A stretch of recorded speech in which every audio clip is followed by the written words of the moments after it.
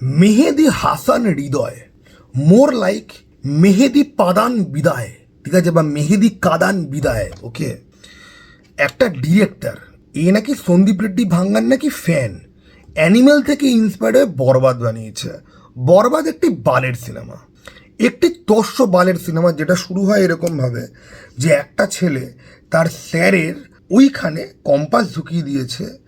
স্যারের বিধবা বউকে বাড়িতে ওই ছেলেটির বাবা জানাতে গেছে যে না, আমার বাচ্চা ছেলে ভুল করে ফেলেছে। সেখানে রাগের মাথায় সে স্যারের বিধবা বউকেও সে খুন করে ফেললো। ছেলে স্যারকে খুন করলো, বাবা স্যারের বউকে খুন করলো। এরমভাবে বরবাদ সিনেমাটা শুরু হয়। এবং বরবাদের এই প্রথম পোর্শনটুকুনি দেখে আমি খালি ভেবেছিলাম যে আমি সিনেমাটা বন্ধ করে দিই, ঠিক আছে, কিন্তু আমি গোটা সিনেমাটা শেষ করি।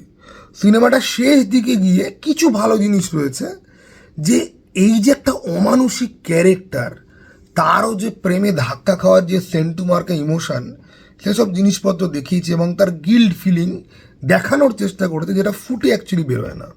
কিন্তু বরবাদ দেখে আমি একটা জিনিসপত্র বুঝতে পেরেছিলাম, এই যে ডিরেক্টর রয়েছে না, এই ডিরেক্টরের দুটো জিনিসের লাইফে কোনো দিন খায়নি। এক, মুখ পেছিয়ে লাত, আর কানের গোড়ায় গরম হাত। ভায়োলেন্স এমন একটা জিনিস না যেটা দেখালে পরেই লোকে চিৎকার করবে। আমি ওই পাবলিকদের মধ্যে পড়ি না। ভায়োলেন্সের একটা পারপাস রয়েছে আমাদের লাইফে। আমাদের যে ইভলিউশন হয়েছে, আমরা যে আজকে এই স্টেজে এসে যে পৌঁছেছি, এই জন্য ভায়োলেন্সের অনেক গুরুত্ব আছে। যখন আপনার পরিবারের সঙ্গে কেউ অন্যায় করে, তখন সেটাকে দমন করার জন্য আপনাকে ভায়োলেন্সই কিন্তু করতে হয়। সেই ভায়োলেন্সের গুরুত্ব আছে আপনার লাইফে, ঠিক আছে। পাথরে পাথর ঘষাটাও একটা ভায়োলেন্স, আর জন্তু মেরে খাওয়াটা একটা ভায়োলেন্স, কিন্তু সার্ভাইভালের জন্য ওটা করতে হয়। তো ওটার একটা গুরুত্ব আছে, ইভলিউশনারি গুরুত্ব আছে। এরপরে আসে ছ্যামড়াদের ভায়োলেন্স। আমি রেগে গেলাম, 4 কাপ ফেলে দিলাম। আমার মাথা গরম হয়ে গেল, প্রেমিকাকে থাপ্পড় মেরে দিলাম। আমার কিছু হয়ে গেল, আমি বাবা মাকে মারতে, বাবা আমার গায়ে হাত তুললো, আমি বাবার গায়ে হাত তুলে দিলাম। এগুলো হচ্ছে কি ছ্যামড়াদের ভায়োলেন্স, এগুলো হচ্ছে কি চানবোধদের ভায়োলেন্স। এবং এরকম ভায়োলেন্সের প্রচুর উদাহরণ আমাদের দেশে যেরকম দেখতে পাই, যে রিল বানানোর জন্য গাড়ি চালিয়ে লোক মেরে দিয়েছে, মদ খেয়ে গাড়ি চালিয়ে লোক মেরে দিয়েছে, মদ খেয়ে লোকজনের ওপর দিয়ে গাড়ি চালানোর সময় লোকে বারণ করেছে, গাড়ি চালিয়ে দিয়েছে, ধর্ষণ করে কুয়োতে ফেলে দিয়েছে, ঠিক আছে। এসব আমাদের দেশে প্রচুর দেখতে পাই। আপনাদের দেশেও তো এসব ইনসিডেন্ট তো কম নেই, ঠিক আছে। মাইনরিটি ইয়ের লোক, ধরো পেটাও, জামা কাপড় খোলো, কি প্রমোশন হয়েছে, জেলাসি হয়েছে, ধরো পেটাও, জ্বালিয়ে দাও, ঠিক আছে। তো এবার ভায়োলেন্সের দুটো টাইপ। যারা পুলিশে কাজ করে, আর্মিতে কাজ করে, তারা যে ভায়োলেন্সটা করে সেটা হচ্ছে গিয়ে ভালো ভায়োলেন্স, প্রয়োজনীয়, সার্ভাইভাল, প্রোটেকশন। আর গুন্ডারা যে ভায়োলেন্সটা যেটা করে সেটা হচ্ছে গিয়ে ছ্যামড়াদের ভায়োলেন্স, ওটা হচ্ছে কি ভীতুদের ভায়োলেন্স। ও কাওয়ার্ডলি, ও নিজের ইকুয়াল লোকের সামনে এলে পরে ওর গাঁড় খুলে হাতে ধরিয়ে দেবে, কিন্তু ও করবে দুর্বলের ওপর অত্যাচার। দেন বলবে আমি বিশাল বড় বাঘ, তুমি বিশাল বড় লেওড়া। এবার কিছু উদ্গান্ডু ডিরেক্টর হয়, এরা ভায়োলেন্সের এই যে দুটো সেগমেন্ট না, এটাকে এরা বোঝে না। এদের কাছে ভায়োলেন্স মানে সোয়াগার, অ্যাটিটিউড। বরবাদ সিনেমাতে কি রয়েছে? বরবাদ সিনেমাতে রয়েছে একটা গ্যাংস্টার, চরিত্রহীন গ্যাংস্টার, সে মেয়েদেরকে ধর্ষণ অবধি করে।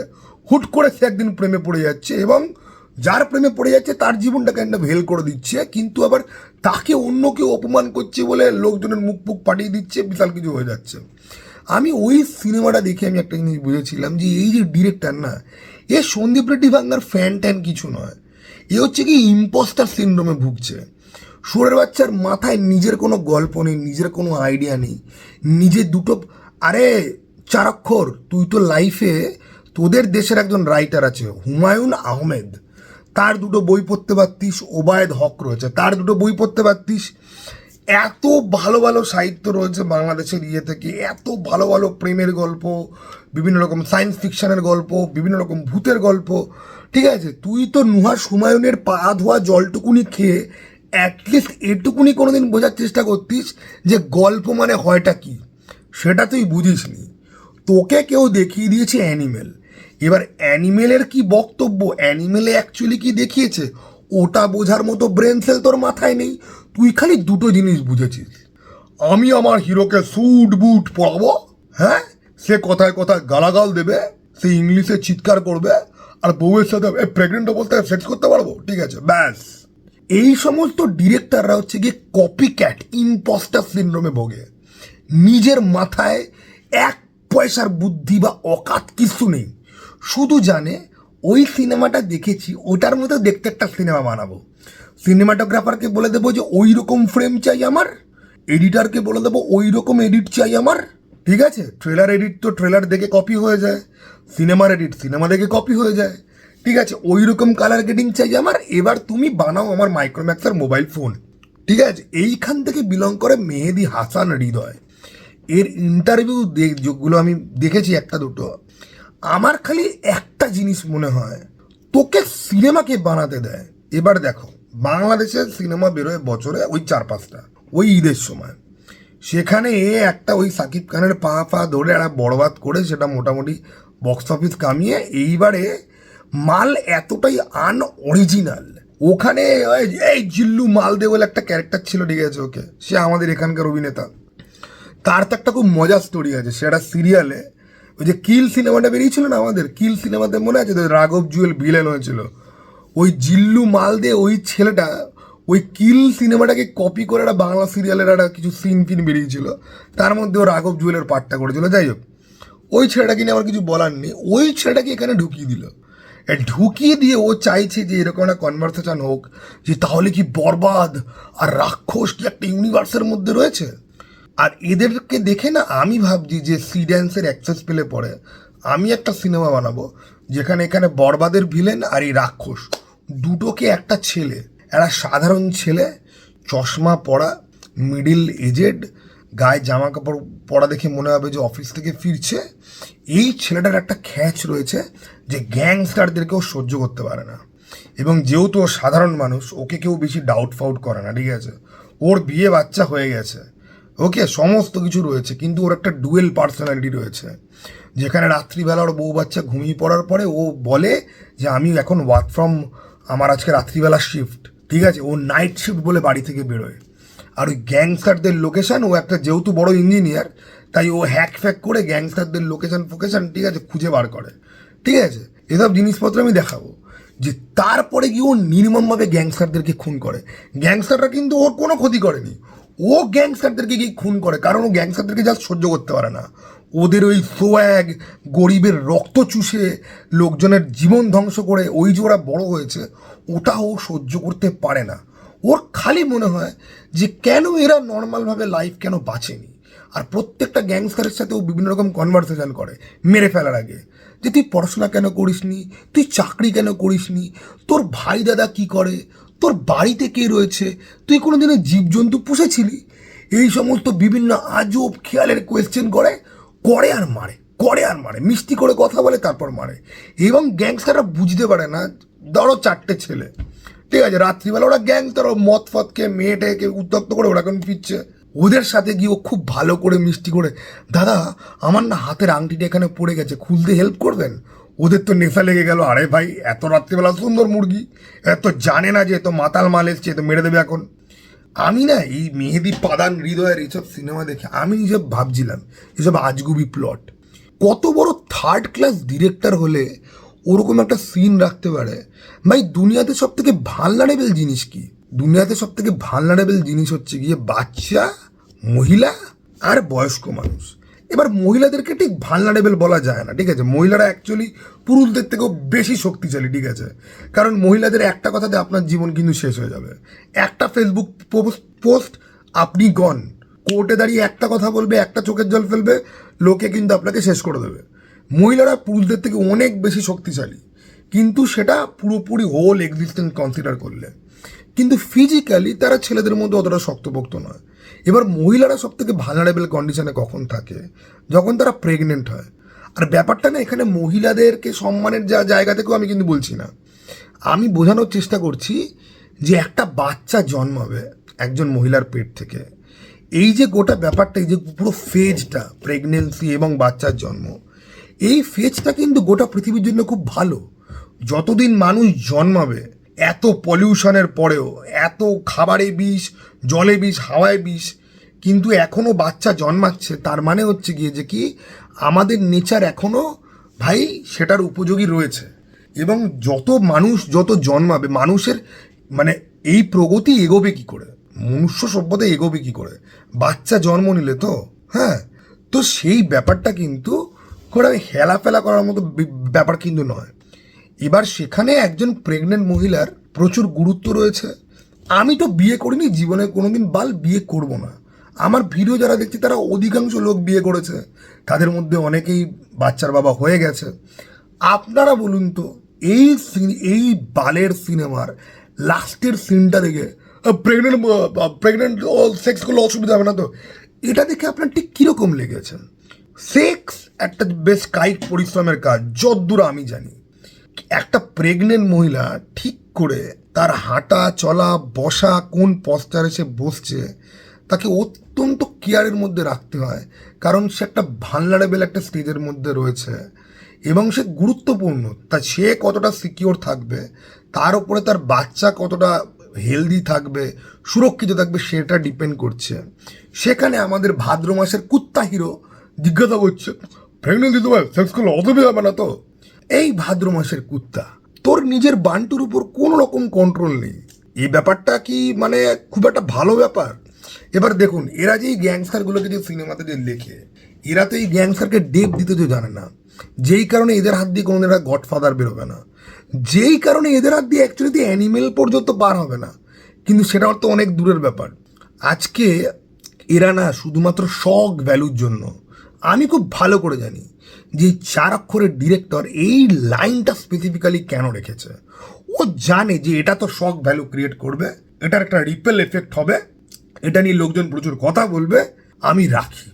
দেখো, ডিরেক্টর হিসেবে অডিয়েন্সকে এক্সাইটেড করা তোমার দায়িত্ব, কিন্তু এক্সাইটেড করা, রেজ বেটিং করা, আর ওই খুতলানো স্বভাব যে আমার অ্যাকচুয়াল ট্রেলারে কোনো ম্যাটেরিয়াল নেই কিন্তু আমি একটা শখ ভ্যালু, এই যে জেমস গান ট্রিক।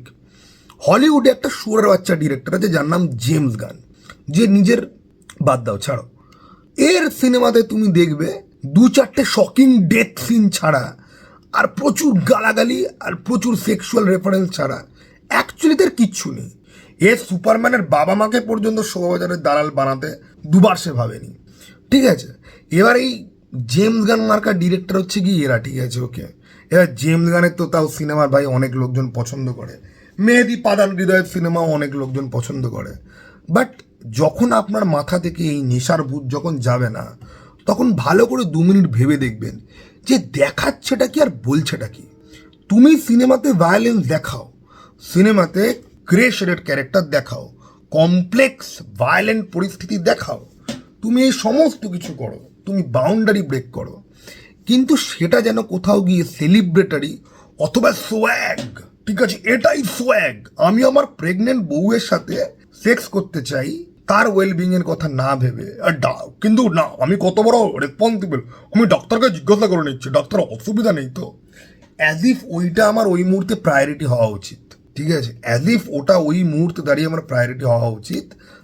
ভাই প্রেগনেন্ট হলে পরে আমি আমার আশেপাশে লোকজনকে দেখেছি উঠতে বসতে ধরে, যাতে সে কোনো রকম ওয়েট না নেয়, যাতে তার জ্বর ফর না হয়, হাজবেন্ডরা কত কেয়ারিং হয়ে যায় মুহূর্তের মধ্যে। হ্যাঁ, অবশ্যই তারা ভাদ্র মাসের কুত্তা মার্কা গ্যাংস্টার তো অবশ্যই নয়। আপনাদের দেশে, আপনাদের সোসাইটিতেও আপনারা যারা দেখেছেন আপনাদের আশেপাশে মহিলাদেরকে প্রেগনেন্ট হতে আর তাদেরকে কীরকমভাবে টেক কেয়ার করা, কিন্তু সিনেমাতে এরকম একটা জিনিস দেখে লোকে প্রতিবাদ করে না কেন? আমি ঠিক এই ব্যাপারটা ঠিক বুঝতে পারি না। এখানে লোকজন প্রতিবাদ করছি না কিসের জন্য, কিসের ভয়? This is not entertainment, this is rage baiting, this is insensitivity, ঠিক আছে? আজকের রিয়েলিতে কোনো লোক এটা দেখে তার বাড়িতে প্রেগনেন্ট বউ রয়েছে, আমি সিএমএস সিনেমা দেখে চড়ে গেছি, এবার তোমার ওপর চড়বো, এটা করতে পারে? আমাদের এখানে এরকম ঘটনা হয়, হিস্টোরিক্যাল সিনেমা দেখে লোকজন মাটি কুপিয়ে মাটির তলায় সোনা আছে কিনা খুঁজতে চলে যায়, লোকজন হয় গান্ডু। এবার আমি বলছি না যে অডিয়েন্সের দায় অ্যাকচুয়ালি ডিরেক্টরকে মাথায় নিয়ে চলতে হবে, যে না অডিয়েন্স যদি ভাই আমার সিনেমা দেখে অ্যাকচুয়ালি গিয়ে তার প্রেগনেন্ট বউর সাথে সেক্স করার ট্রাই করে। আমি বলছি ডিরেক্টরের নিজের রুচি পছন্দ কি, নিজের ক্লাস কি, নিজের ক্রিয়েটিভিটি কি। অডিয়েন্স ভার্মে যায়, মরালিটি পলিসিং ভার্মে যায়, কিন্তু তোর ক্লাস কি শুয়োরের বাচ্চা? একটা সিনেমা দেখে সেটাকে দুবার রিপ অফ, এবং সিয়ামকে তো পুরো মানে কোট প্যান্ট হেয়ার স্টাইল শালা পারলে বার রণবীর কাপুরের মুখ ছেপে নিয়ে কি নিজের মুখের ওপর লাগিয়ে রাখে, ঠিক আছে? আর কি ওই ভাই এরা খালি স্যুট প্যান্ট পরে হাতে দুটো কুঠারি, দুটো চপার। এটার প্রথম পোস্টার বেরিয়েছিল একটা বাঘের কাটা মুন্ডু নিয়ে। অ্যান্ড আই এম লাইক, ভাই আমি জানতাম যে বাঘ নাকি বাংলাদেশের জাতীয় পশু। This is unnecessary violence. তুই রাক্ষস নামে তুই খোকোস। 5 ফুটিয়া মাল বোধ হয় Siam Ahmed, I don't even know কত কত ফুটের লোক। ভাই তোর হাইট ওয়েট দেখে মনে হয় তোকে মোটামুটি একটা তবলা বাজানো ছেলে কান টাপ্পিতে এক দিলে পর তুই গড়িয়ে পড়বি। সেখানে না, দাদা আমাদের রাক্ষস হবে, ঠিক আছে? মাটিতে লাশ পড়ে রয়েছে, আর আমি এরা জিনিস বুঝি না। সাকিব খানের সিনেমাতেও দেখলাম সবাই পড়ে রয়েছে, হিরো দাঁড়িয়ে রয়েছে বন্দুক হাতে নিয়ে। এখানে তো পোস্টারই হিরো চেয়ারে বলতে সিগারেট ফুকছে, এদিকে সবাই গায়ে লাল রঙের আতর মেখে, ঠিক আছে, সবাই পড়ে আছে মাটিতে। যে হিরো বিশাল রাক্ষস শোধনা। এবারে সিনেমা কারা এনজয় করে ভাই? কারা? রক্ত পিপাসু লোকজনরা এনজয় করে। আমার আমার রিয়েলি যেগুলো মনে হয়, ভাই বানালে পরে গডফাদার বানা, বানালে পরে No Country for Old Men বানা, বানালে পরে ছোপরানোদের মতো জিনিস বানা, যেখানে এই ভায়োলেন্স আর শখ বাদ দিয়ে অ্যাকচুয়ালিতে গ্যাংস্টার বা মব অর্গানাইজেশন কীরমভাবে কাজ করে, রিয়েল দুনিয়ার সঙ্গে কতটা অ্যালাইন বা কতটা ডিসঅ্যালাইনভাবে যেই প্যারালাল দুনিয়া গ্যাংস্টার ফিল্মে দেখানো হয় সেগুলোকে এস্টাবলিশ করার চেষ্টা কর। বা এই র্যাক্স টু রিচেস মার্কা যে স্টোরি লাইনগুলো গ্যাংস্টার ফিল্মে আমরা দেখতে পাই, বা একটা মানুষ কী করে আস্তে আস্তে সে একটা মানে দারিদ্র্যের জায়গা থেকে পশুতে পরিণত হয়ে যাচ্ছে, সেখানে তুমি একটা ইভলিউশনারি তুমি একটা গল্প তুমি আনতে পারো। নে আমরা আনবো শকিং ফ্যাক্টর, রাস্তার মধ্যে দাঁড়িয়ে স্যুট প্যান্ট পরে ও লড়াই করবে এবং সবার মুন্ডু করবে, এটাই আমাদের কাছে ভায়োলেন্স। আমরা রাক্ষস। আমি সাদা রঙের বাথরুমে লাল রঙের জল দিয়ে আমি চান করি, কারণ পরিষ্কার জল আমার জোটেনি শুধু।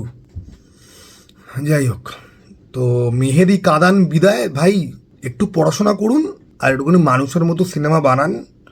আপনার যদি ইচ্ছা থাকে যে গ্রে জনরেতে আমি কাজ করব, ডার্ক জনরে, এটাকে ডার্ক বলে না ভাই, এটাকে লেওড়ামি বলে। This is not something cool violent Vayve dark film, ঠিক আছে? 2-4টে অসুস্থ মালি এসব বারের সিনেমা গিয়ে এনজয় করবে। আর আমি জানি না আপনি বিবাহিত কিনা, ঠিক আছে, বা আপনার বউ আছে কিনা, ওকে, বাট প্রেগনেন্ট মহিলাদেরকে যথেষ্ট টেক কেয়ার করে রাখতে হবে। এনিওয়ে, আলবাল ছোলার ডালেকে এসব ভাটের কথা বলে কোনো লাভ নেই।